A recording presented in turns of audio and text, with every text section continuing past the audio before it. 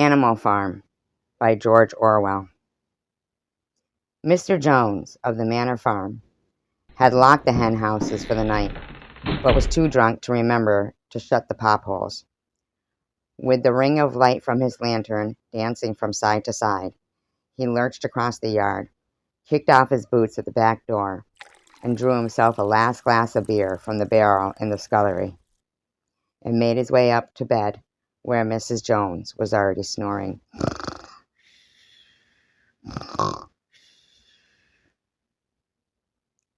As soon as the light in the bedroom went out, there was a stirring and a fluttering all through the farm buildings. Word had gone round during the day that old Major, the prize middle white boar, had had a strange dream on the previous night and wished to communicate it to the other animals. It had been agreed upon that they should all meet at the big barn as soon as Mr. Jones was safely out of the way. Old Major, so he was always called, though the name under which he had been exhibited was Willingdon Beauty, was so highly regarded on the farm that everyone was quite ready to lose an hour's sleep in order to hear what he had to say. At one end of the big barn, on a sort of raised platform, Major was already ensconced on his bed of straw under a lantern which hung from a beam. He was 12 years old and had lately grown rather stout, but he was still a majestic-looking pig, with a wise and benevolent appearance, in spite of the fact that his tusks had never been cut. Before long, the other animals began to arrive and make themselves comfortable after their different fashions. First came the 3 dogs, Bluebell, Jessie, and Pincher, and then the pigs, who settled down in the straw immediately in front of the platform. The hens perched themselves on the windowsills. The pigeons fluttered up to the rafters. The sheep and cows lay down behind the pigs and began to chew the cud. The 2 cart horses, Boxer and Clover, came in together, walking very slowly and setting down their vast hairy hoofs with great care, lest there should be some small animal concealed in the straw. Clover was a stout, motherly mare, approaching middle life, who had never quite got her figure back after her 4th fall. Boxer was an enormous beast, nearly 18 hands high, and as strong as any 2 ordinary horses put together.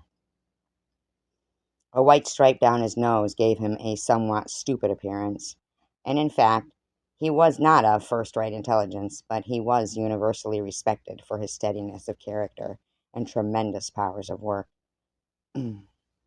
After the horses came Muriel, the white goat, and Benjamin, the donkey. Benjamin was the oldest animal on the farm, and the worst-tempered. He seldom talked, and when he did, it was usually to make some cynical remark.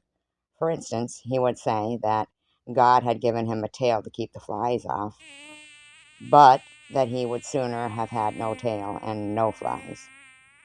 Alone among the animals on the farm, he never laughed.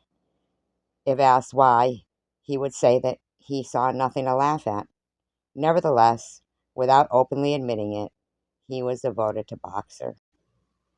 The 2 of them usually spent their Sundays together in the small paddock beyond the orchard, grazing side by side and never speaking.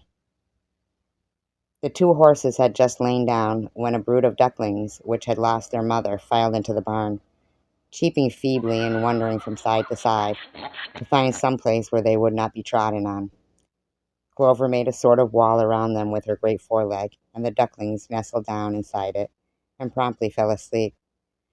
At the last moment, Molly, the foolish, pretty white mare, who drew Mr. Jones' trap, came mincing daintily in, chewing at a lump of sugar.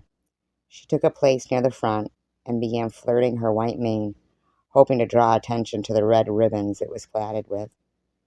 Last of all came the cat, Meow, who looked around, as usual, for the warmest place and finally squeezed herself in between Boxer and Clover. There she purred contentedly throughout Major's speech, without listening to a word of what he was saying. All the animals were now present, except Moses, the tame raven, who slept on a perch behind the back door. When Major saw that they had all made themselves comfortable and were waiting attentively, he cleared his throat and began. Comrades, you have heard already about the strange dream that I had last night. I never read George Orwell Animal Farm, so that's why I decided to read it. I hope you guys are enjoying it, and if you are, please be sure to give me a thumbs up and let me know, because encouragement means everything. So if you want to hear about Major's dream, thumbs up. Have a great night.